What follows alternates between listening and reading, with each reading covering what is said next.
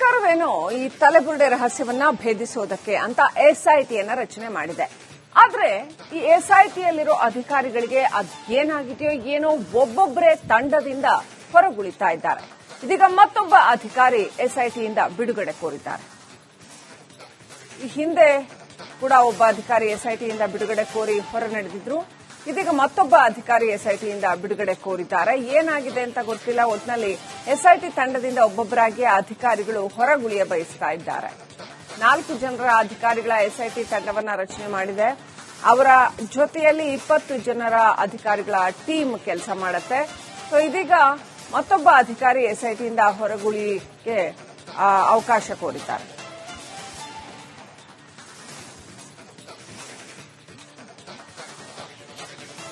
ಧರ್ಮಸ್ಥಳದಲ್ಲಿ ಶವಗಳನ್ನು ಹೂತಿಟ್ಟ ಪ್ರಕರಣಕ್ಕೆ ಸಂಬಂಧಪಟ್ಟಂತೆ ಇವತ್ತಿನಿಂದ ಎಸ್ಐಟಿ ಟೀಮ್ ತನಿಖೆಯನ್ನು ಆರಂಭ ಮಾಡಲಿದೆ ಅಂತ ಹೇಳಲಾಗ್ತಾ ಇದೆ.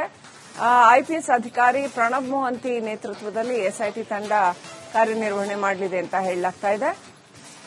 ಇವತ್ತು ಆಲ್ರೆಡಿ ಅವರು ಅಲ್ಲಿ ಬೆಳ್ತಂಗಡಿ ಮತ್ತು ಮಂಗಳೂರಿಗೆ ಹೋಗಿದ್ದಾರೆ. ಅಲ್ಲಿ ಫೈಲ್ ಅನ್ನ ಪಡೆದಿದ್ದಾರೆ. ಆ ಫೈಲ್ ಅನ್ನ ರೆಫರ್ ಮಾಡ್ತಾ ಇದ್ದಾರೆ. ಇವತ್ತು ಇನ್ನಷ್ಟು ವಿಚಾರಣೆಯನ್ನು ತೀವ್ರಗೊಳಿಸುತ್ತಾರೆ ಅಂತ ಹೇಳಲಾಗ್ತಾ ಇದೆ.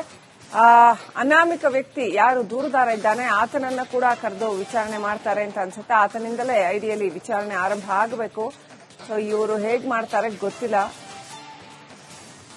ಇನ್ನಷ್ಟು ಅಪ್ಡೇಟ್ ಪಡ್ಕೊಳ್ಳೋಣ. ನಮ್ಮ ಪ್ರತಿನಿಧಿ ದಿನೇಶ್ ಕಾಶಿಪಟ್ನ ಲೈವ್ ಕನೆಕ್ಟ್ ಆಗಿದ್ದಾರೆ. ದಿನೇಶ್, ಎಸ್ಐಟಿ ತಂಡದ ತನಿಖೆ ಇವತ್ತು ಯಾವ ರೀತಿಯಲ್ಲಿ ಸಾಗುತ್ತೆ? ಆಮೇಲೆ ಕೆಲವು ಅಧಿಕಾರಿಗಳು ಎಸ್ಐಟಿಯಿಂದ ಹೊರಗುಳಿಯ ಬಯಸ್ತಾ ಇದ್ದಾರಲ್ಲ, ಅದ್ಯಾಕೆ, ಏನೆಲ್ಲ ಅಪ್ಡೇಟ್ ಇದೆ?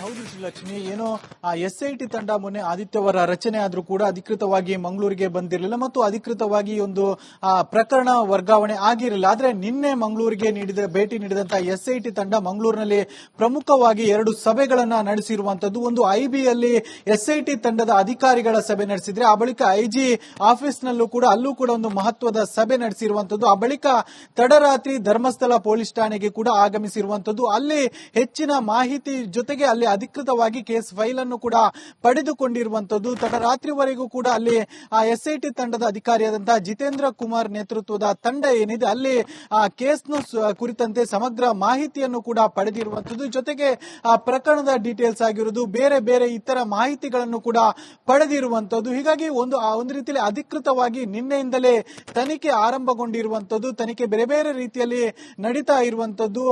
ಇವತ್ತು ಮತ್ತೆ ತನಿಖೆ ಸಾಗಲಿರುವಂತದ್ದು. ಪ್ರಮುಖವಾಗಿ ಏನು ಆ ಒಂದು ಪ್ರಕರಣಗಳೇನಿದೆ ಅದು ಹೆಚ್ಚಿನ ಪ್ರಕರಣಗಳು ದಾಖಲಾಗಿರುವಂತದ್ದು ಧರ್ಮಸ್ಥಳ ಪೊಲೀಸ್ ಠಾಣೆಯಲ್ಲಾದ್ರೆ, ಮತ್ತು ಅದಕ್ಕೆ ಅದರ ನಂತರ ಏನು ಒಂದಷ್ಟು ಪ್ರಕರಣಗಳು ದಾಖಲಾಗಿರುವಂತದ್ದು ಬೆಳ್ತಂಗಡಿಯ ಪೊಲೀಸ್ ಠಾಣೆಯಲ್ಲಿ. ಹೀಗಾಗಿ ಇವತ್ತು ಏನು ಎಸ್ಐಟಿ ತಂಡ ಬೆಳ್ತಂಗಡಿ ಪೊಲೀಸ್ ಠಾಣೆಗೂ ಕೂಡ ಬರುವಂತಹ ಸಾಧ್ಯತೆಗಳು ಕೂಡ ಇದೆ.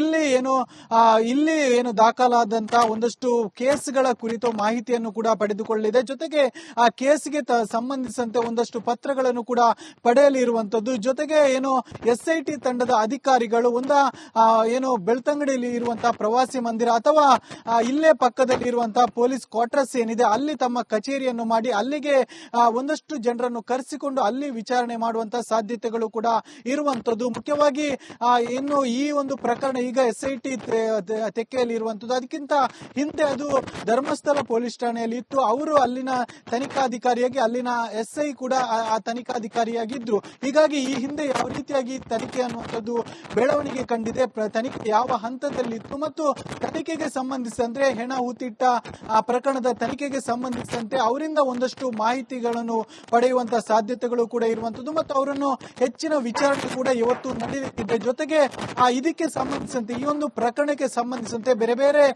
ಆಂಗಲ್ ನಲ್ಲೂ ಕೂಡ ತನಿಖೆ ಮಾಡುವಂತಹ ಸಾಧ್ಯತೆಗಳು ಕೂಡ ಇರುವಂತದ್ದು. ಪ್ರಮುಖ ಸರ್ಕಾರವೇನೋ ಈ ತಲೆಬುರುಡೆ ರಹಸ್ಯವನ್ನ ಭೇದಿಸೋದಕ್ಕೆ ಅಂತ ಎಸ್ಐಟಿಯನ್ನ ರಚನೆ ಮಾಡಿದೆ.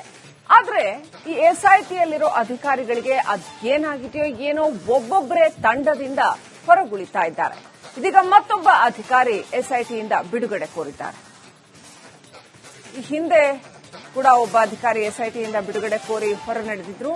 ಇದೀಗ ಮತ್ತೊಬ್ಬ ಅಧಿಕಾರಿ ಎಸ್ಐಟಿಯಿಂದ ಬಿಡುಗಡೆ ಕೋರಿದ್ದಾರೆ. ಏನಾಗಿದೆ ಅಂತ ಗೊತ್ತಿಲ್ಲ. ಒಟ್ಟಿನಲ್ಲಿ ಎಸ್ಐಟಿ ತಂಡದಿಂದ ಒಬ್ಬೊಬ್ಬರಾಗಿ ಅಧಿಕಾರಿಗಳು ಹೊರಗುಳಿಯ ಬಯಸ್ತಾ ಇದ್ದಾರೆ.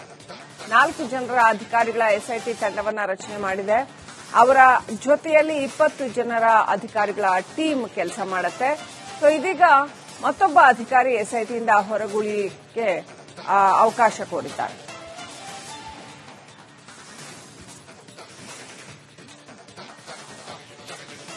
ಧರ್ಮಸ್ಥಳದಲ್ಲಿ ಶವಗಳನ್ನು ಹೂತಿಟ್ಟ ಪ್ರಕರಣಕ್ಕೆ ಸಂಬಂಧಪಟ್ಟಂತೆ ಇವತ್ತಿನಿಂದ ಎಸ್ಐಟಿ ಟೀಮ್ ತನಿಖೆಯನ್ನು ಆರಂಭ ಮಾಡಲಿದೆ ಅಂತ ಹೇಳಲಾಗ್ತಾ ಇದೆ.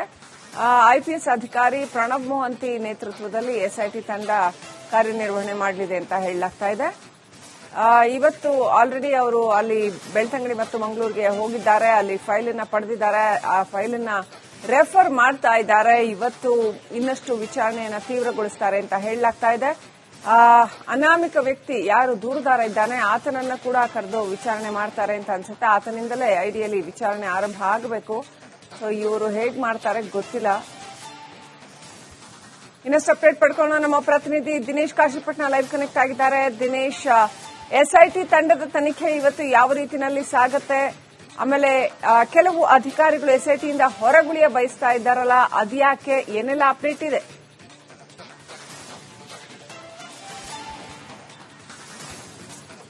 ಹೌದು ಶ್ರೀಲಕ್ಷ್ಮಿ, ಏನು ಎಸ್ಐಟಿ ತಂಡ ಮೊನ್ನೆ ಆದಿತ್ಯವಾರ ರಚನೆ ಆದ್ರೂ ಕೂಡ ಅಧಿಕೃತವಾಗಿ ಮಂಗಳೂರಿಗೆ ಬಂದಿರಲಿಲ್ಲ ಮತ್ತು ಅಧಿಕೃತವಾಗಿ ಒಂದು ಪ್ರಕರಣ ವರ್ಗಾವಣೆ ಆಗಿರಲಿಲ್ಲ. ಆದ್ರೆ ನಿನ್ನೆ ಮಂಗಳೂರಿಗೆ ಭೇಟಿ ನೀಡಿದಂತಹ ಎಸ್ಐಟಿ ತಂಡ ಮಂಗಳೂರಿನಲ್ಲಿ ಪ್ರಮುಖವಾಗಿ 2 ಸಭೆಗಳನ್ನ ನಡೆಸಿರುವಂತದ್ದು. ಒಂದು ಐಬಿಯಲ್ಲಿ ಎಸ್ಐಟಿ ತಂಡದ ಅಧಿಕಾರಿಗಳ ಸಭೆ ನಡೆಸಿದ್ರೆ, ಆ ಬಳಿಕ ಐಜಿ ಆಫೀಸ್ನಲ್ಲೂ ಕೂಡ ಒಂದು ಮಹತ್ವದ ಸಭೆ ನಡೆಸಿರುವಂತದ್ದು. ಆ ಬಳಿಕ ತಡರಾತ್ರಿ ಧರ್ಮಸ್ಥಳ ಪೊಲೀಸ್ ಠಾಣೆಗೆ ಕೂಡ ಆಗಮಿಸಿರುವಂತದ್ದು. ಅಲ್ಲಿ ಹೆಚ್ಚಿನ ಮಾಹಿತಿ ಜೊತೆಗೆ ಅಲ್ಲಿ ಅಧಿಕೃತವಾಗಿ ಕೇಸ್ ಫೈಲ್ ಅನ್ನು ಕೂಡ ಪಡೆದುಕೊಂಡಿರುವಂತದ್ದು. ತಡರಾತ್ರಿವರೆಗೂ ಕೂಡ ಅಲ್ಲಿ ಎಸ್ಐಟಿ ತಂಡದ ಅಧಿಕಾರಿಯಾದಂತಹ ಜಿತೇಂದ್ರ ಕುಮಾರ್ ನೇತೃತ್ವದ ತಂಡ ಏನಿದೆ ಅಲ್ಲಿ ಕೇಸ್ನ ಕುರಿತಂತೆ ಸಮಗ್ರ ಮಾಹಿತಿಯನ್ನು ಕೂಡ ಪಡೆದಿರುವಂತದ್ದು. ಜೊತೆಗೆ ಆ ಪ್ರಕರಣದ ಡೀಟೇಲ್ಸ್ ಆಗಿರುವುದು, ಬೇರೆ ಬೇರೆ ಇತರ ಮಾಹಿತಿಗಳನ್ನು ಕೂಡ ಪಡೆದಿರುವಂತದ್ದು. ಹೀಗಾಗಿ ಒಂದು ರೀತಿಯಲ್ಲಿ ಅಧಿಕೃತವಾಗಿ ನಿನ್ನೆಯಿಂದಲೇ ತನಿಖೆ ಆರಂಭಗೊಂಡಿರುವಂತದ್ದು. ತನಿಖೆ ಬೇರೆ ಬೇರೆ ರೀತಿಯಲ್ಲಿ ನಡೀತಾ ಇರುವಂತದ್ದು.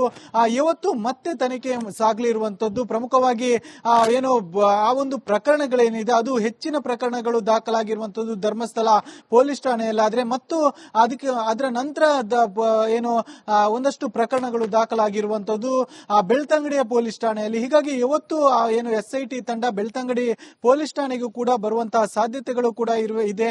ಇಲ್ಲಿ ಏನು ದಾಖಲಾದಂತಹ ಒಂದಷ್ಟು ಕೇಸ್ಗಳ ಕುರಿತು ಮಾಹಿತಿಯನ್ನು ಕೂಡ ಪಡೆದುಕೊಳ್ಳಿದೆ. ಜೊತೆಗೆ ಆ ಕೇಸ್ಗೆ ಸಂಬಂಧಿಸಿದಂತೆ ಒಂದಷ್ಟು ಪತ್ರಗಳನ್ನು ಕೂಡ ಪಡೆಯಲಿರುವಂತದ್ದು. ಜೊತೆಗೆ ಏನು ಎಸ್ಐಟಿ ತಂಡದ ಅಧಿಕಾರಿಗಳು ಏನು ಬೆಳ್ತಂಗಡಿಯಲ್ಲಿ ಇರುವಂತಹ ಪ್ರವಾಸಿ ಮಂದಿರ ಅಥವಾ ಇಲ್ಲೇ ಪಕ್ಕದಲ್ಲಿ ಇರುವಂತಹ ಪೊಲೀಸ್ ಕ್ವಾರ್ಟರ್ಸ್ ಏನಿದೆ ಅಲ್ಲಿ ತಮ್ಮ ಕಚೇರಿಯನ್ನು ಮಾಡಿ ಅಲ್ಲಿಗೆ ಒಂದಷ್ಟು ಜನರನ್ನು ಕರೆಸಿಕೊಂಡು ಅಲ್ಲಿ ವಿಚಾರಣೆ ಮಾಡುವಂತಹ ಸಾಧ್ಯತೆಗಳು ಕೂಡ ಇರುವಂತದ್ದು. ಮುಖ್ಯವಾಗಿ ಇನ್ನು ಈ ಒಂದು ಪ್ರಕರಣ ಈಗ ಎಸ್ಐಟಿ ತೆಕ್ಕೆಯಲ್ಲಿ ಇರುವಂತದ್ದು. ಅದಕ್ಕಿಂತ ಹಿಂದೆ ಅದು ಧರ್ಮಸ್ಥಳ ಪೊಲೀಸ್ ಠಾಣೆಯಲ್ಲಿ ಇತ್ತು. ಅವರು ಅಲ್ಲಿನ ತನಿಖಾಧಿಕಾರಿಯಾಗಿ ಅಲ್ಲಿನ ಎಸ್ಐ ಕೂಡ ಆ ತನಿಖಾ